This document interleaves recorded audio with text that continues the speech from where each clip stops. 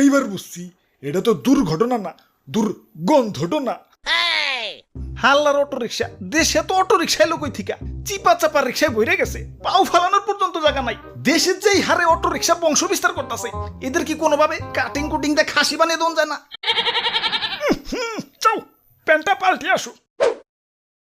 হালার এমন জেমেই পড়ছি, 1.5 ইঞ্চি আই কেন তো দূরের কথা, 1.5 ইঞ্চি পাইসেবের পর্যন্ত পারি নাই। ভাই অটো কিন্তু আর একটা কামিং সুন। এই তো কয়দিন আগে এসএসসি পরীক্ষা দিলাম, বাপে কইছে পরীক্ষায় ফেল করলে অটো কিনা দিব। যা পরীক্ষা দিছি অটো কনফার্ম। আরে তোমার রিক্সার মধ্যে বানান ভুল লাগছো কেন? মা বাবার দেয়া কেন? ওটা তো দোয়া হইব। আরে না,